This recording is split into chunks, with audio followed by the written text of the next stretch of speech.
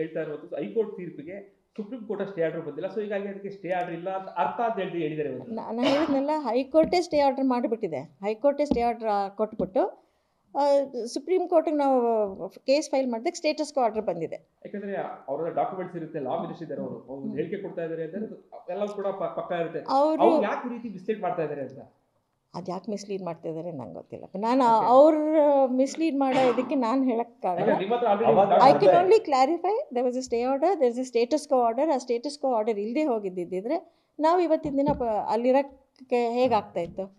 ಅವತ್ತಿನ ದಿನ ಇವತ್ತಿನ ತನಕ ಇದೆ. ಅದಾದಮೇಲೆ ಬೇಕಾದಷ್ಟು ಸುಪ್ರೀಂ ಕೋರ್ಟಲ್ಲಿ ಐಎಗಳು ಹಾಕಿದ್ದಾರೆ, ಬೇರೆ ಹಿಯರಿಂಗಿಗೆ ಬಂದಿದೆ. ಸುಪ್ರೀಂ ಕೋರ್ಟ್ ನೋಟಿಸ್ ಮಾಡ್ತಾ ಇರಲಿಲ್ವಾ ಅದನ್ನೆಲ್ಲ? ಆ ಥರ ಇದ್ದಿದ್ದಿದ್ರೆ ಈ ಬಗ್ಗೆ ಸಿಎಂ ತಗೊಂಡಿದ್ದಾರೆ ಮೇಡಮ್, ಇದ್ರ ಬಗ್ಗೆ ಚರ್ಚೆ ಮಾಡಿದ್ರೆ ಸಿಗ್ತಾಗ ಎಲ್ಲಿ ಈ ವಿಚಾರದ ಬಗ್ಗೆ ಎಲ್ಲರೂ ಇಲ್ಲ. ಈ ವಿಚಾರದಲ್ಲಿ ನಾನು ಇಲ್ಲ ನಾ ಯಾರ ಹತ್ರನೂ ಸರ್ಕಾರದ ಇದ್ರೊಳಗಡೆ ನಾವು ಯಾರ ಹತ್ರನೂ, ಬಿಕಾಸ್ ಕಾನೂನಲ್ಲಿ ಇರೋದ್ರಿಂದ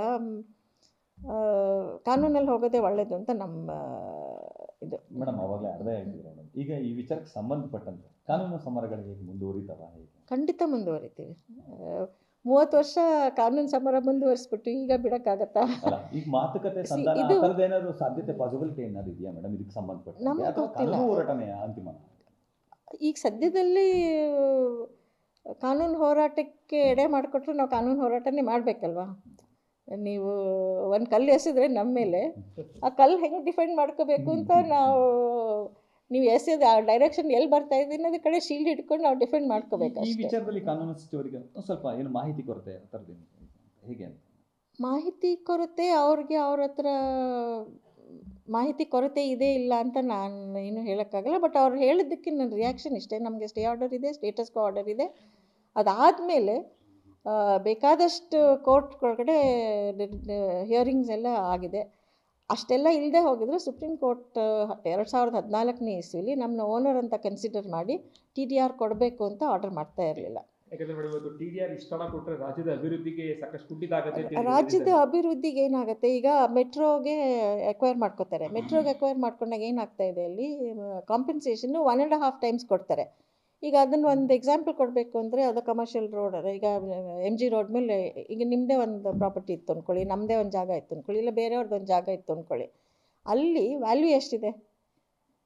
ಪ್ಯಾಲೇಸ್ ವ್ಯಾಲ್ಯೂನು ಬಿಟ್ಬಿಡಿ, ಅಲ್ಲಿ ಕಮರ್ಷಿಯಲ್ ರೋಡ್, ಅದು MG ರೋಡ್, ಅಲ್ಲಿ ವ್ಯಾಲ್ಯೂ ಎಷ್ಟಿದೆ? ಅಲ್ಲಿ ಯಾರಿಗೋ ನಮಗೆ ಗೊತ್ತಿರೋರದೇ ಯಾರ್ದೋ ಒಂದು ಜಾಗ ಇದೆ, ಅಲ್ಲಿ 40,000ನೋ 50,000ನೋ ಅಲ್ಲಿ ಬೆಲೆನೇ ಇಲ್ಲ. ಅಲ್ಲಿ 400 ಇಲ್ಲಿ 200 ಕೋಟಿ ಅಂತವ್ರು ಹೇಳ್ತಾರಲ್ಲ, 400 ಕೋಟಿ ಇರ್ಬೋದು. ಸೊ ಆ ಥರ ಇದ್ದಾಗ ಹಾಗಂದ್ರೆ ಅಲ್ಲಿ ಯಾರು ಜಾಗ ಇಟ್ಕೊಂಡಿದ್ರೆ ಅವ್ರ ಮೇಲೆಲ್ಲ ನಾವು ದ್ವೇಷ ಸಾಧಿಸೋಕ್ಕಾಗತ್ತಾ? ಅವ್ರಿಗೆ ಅಷ್ಟು ದುಡ್ಡು ಬರುತ್ತೆ, ಯಾತಕ್ಕೆ ಕೊಡಬೇಕು ಅಂತ ದ್ವೇಷ ಸಾಧಿಸೋಕ್ಕಾಗತ್ತಾ? ಮೆಟ್ರೋನವ್ರು ಕೊಡ್ತಾ ಇದ್ದಾರೆ, ದಟ್ ಇಸ್ ಆಲ್ಸೋ, ಅದು ಗೌರ್ಮೆಂಟ್ ಇದೆ ಅಲ್ವಾ? ಅದು ಹೆಂಗೆ ಇದು ಬೇರೆ ಅದು ಬೇರೆ? How are we different from other people? ನಾವು ನಮ್ಮನ್ನು ಡಿಸ್ಕ್ರಿಮಿನೇಟ್ ಮಾಡೋದು ಯಾತಕ್ಕೆ ಅಂತ. ಇಷ್ಟೆಲ್ಲ ಹೋರಾಟ ಹೇಗೆ ಮಾಡ್ತಿದ್ರೆ ಅಂತ ಮೇಡಮ್, ಯಾಕೆಂದರೆ 40 ವರ್ಷಗಳಿಂದಲೂ ಕೂಡ 40 ವರ್ಷ ಈಗ ನಿಮಗೆ ಕಾಣಿಸ್ತಾ ಇದೆ, ಅದಕ್ಕೆ ಹಿಂದಿಂದನೂ ಇದೆ, ಆವಾಗಲಿಂದನೂ ಹೋರಾಡ್ಕೊಂಡು ಬಂದೇ ಇದ್ದೀವಿ, ಮುಂದಕ್ಕೂ ಹೋರಾಡ್ತೀವಿ. ನಮ್ಮದು ನೋಡಿ, ಒಬ್ಬರು ಏನಾದ್ರು ಇಂಜಸ್ಟಿಸ್ ಆಯಿತು ಅಂದರೆ ನಾವು ನಮ್ಮ ಡಿಫೆಂಡ್ ಮಾಡ್ಕೊಳ್ಳೋದು ನಮ್ಮ ಧರ್ಮ, ನಾವು ಅದನ್ನು ಕೈ ಬಿಡೋಕ್ಕಾಗಲ್ಲ. ನಾನು ನಮ್ಮ ಹಸ್ಬೆಂಡ್ ಅವಾಗಿಂದ ಮಾಡ್ಕೊಂಬಂದಿದ್ದಾರೆ.